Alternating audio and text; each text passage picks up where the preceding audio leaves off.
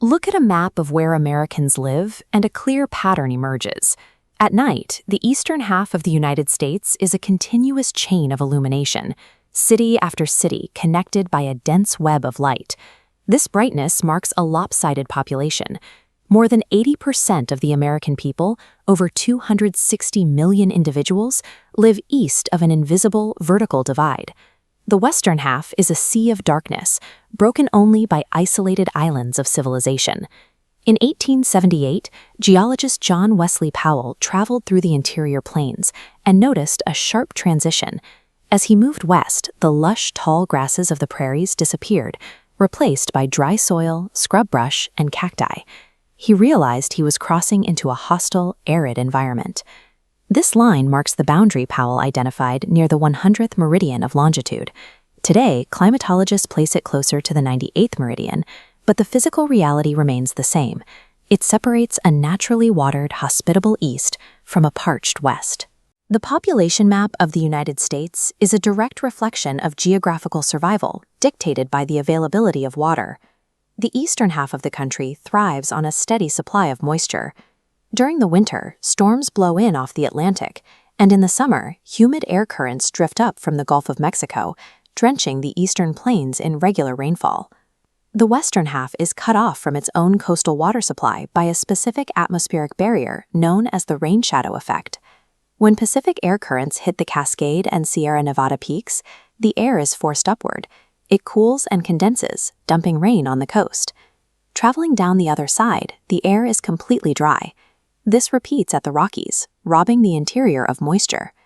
Without reliable rainfall, growing the water-intensive crops that support large settlements is extremely difficult. The soil remains dry, and large-scale agriculture requires complex irrigation systems. This severe lack of water meant the western half of the continent could not support the same model of human expansion found in the east. The East Coast offered the first waves of European settlers an immediate logistical advantage. The ragged coastline was full of deep bays and inlets, like New York and the Chesapeake, creating perfect natural harbors for trade. As those colonists looked inland, they hit a massive physical barrier, the Appalachian Mountains. A long wall of steep ridges and dense forests blocked easy movement further into the continent. Trapped between the ocean and the mountains, early settlers were unable to spread out. This geographic trap forced them to build highly dense, established cities right along the coast. Settlers who finally moved past the mountains encountered the East's most powerful logistical asset, the Mississippi River Basin. This network of over 250 tributaries naturally drains 41% of the lower 48 states. It provided a massive, ready-made highway for trade right through some of the most fertile soil on Earth. Farmers could move thousands of tons of bulk goods across the interior without having to build a single canal or road. The combination of coastal density and a limitless natural waterway system gave the eastern United States a head start in population and economic growth that the rest of the continent would never catch up to. Abundant, fast-flowing rivers provided the mechanical power necessary to run the nation's first major textile mills, launching the American Industrial Revolution in the Northeast. Infrastructure rapidly expanded to capitalize on the water. The Erie Canal and fleets of massive multi-decked steamboats allowed cargo to move inland with ease, slashing transportation costs by up to 95%.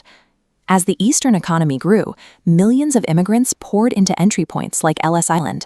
They arrived needing immediate work and a place to live. Rather than risking a trek into the unknown western wilderness, the vast majority stayed in the east, where factory jobs, reliable water, and established railroads were already in place.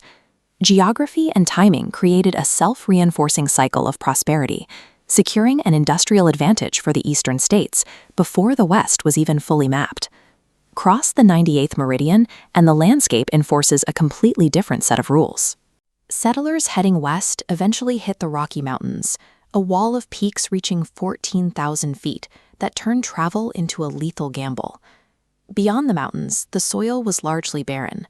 Without steady rain or the deep earth found in the Midwest, pioneers couldn't establish the self-sustaining agricultural towns that anchored population growth in the East.